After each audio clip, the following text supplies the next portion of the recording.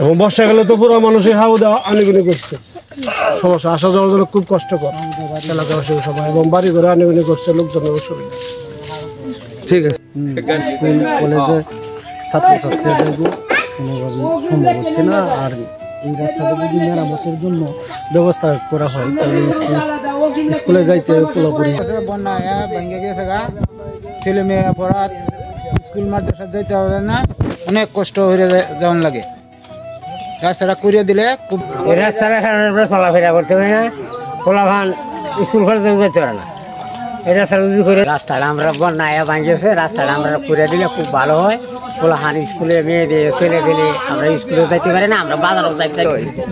যে সাউরের মধ্যে কার রয়েছি আগুন মাসের আজকে মনে 18 তারিখ, এখন আমরা সাউর উপরে চলাচল করতেছি, কিন্তু আমরা হয়তো বুঝমান মানুষ আমরা যাইতে পারি, কিন্তু যেগুলা ছাত্র আছে বাচ্চারা স্কুলে যাইতে পারে না, কিন্তু যাওয়ার মতো কোনো ব্যবস্থাও নাই, ছিল না। কিন্তু এখন আশাবাদ আমরা যদি এরকম কোনো একটা ব্যবস্থা হয়, যে একটা ব্রিজ অথবা কালভার্ট রাস্তাটার মধ্যে কিছু মাড়ি যদি দেওয়ার মতো হয়, তাহলে আমাদের খুব একটা উপকার হয়। রাস্তাঘাটে যামু দিলে ধান টান লিয়ে যাইতে পারি না, বাজারে হাট এই রুগী মুগি থাকলে আর লিয়ে যাইতে অসুবিধা। এই রাস্তাটা মাটি কাটাইলে মনে হয় যে আমরা সুবিধা হইলে।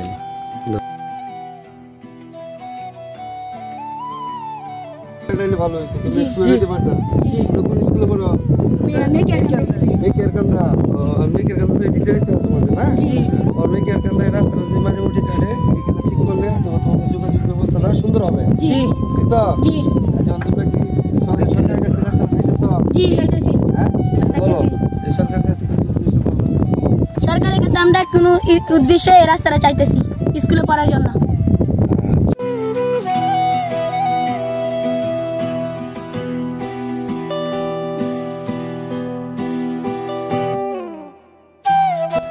হালুয়াঘাট উপজেলাধীন ৮ নং নড়াইল ইউনিয়নের গোপীনগর উত্তরপাড়া যে আপনার যে রাস্তাটা আপনাদেরকে দেখাতে যাচ্ছি, সেই রাস্তাটা বন্যার প্লাবিত এলাকা, এটা নামা এলাকা। আর সেই নামা এলাকার রাস্তাটা এরকমভাবে ভেঙেছে যে বর্তমানে ছেলেমেয়েরা এবং কি এলাকার যারা রয়েছে যে যোগাযোগ ব্যবস্থাপনা এত খারাপ যে তারা যে ছেলেমেয়েরা যে স্কুল বা মাদ্রাসা কলেজে যাবে এরকম কোনো ব্যবস্থা নেই ইতিমধ্যে।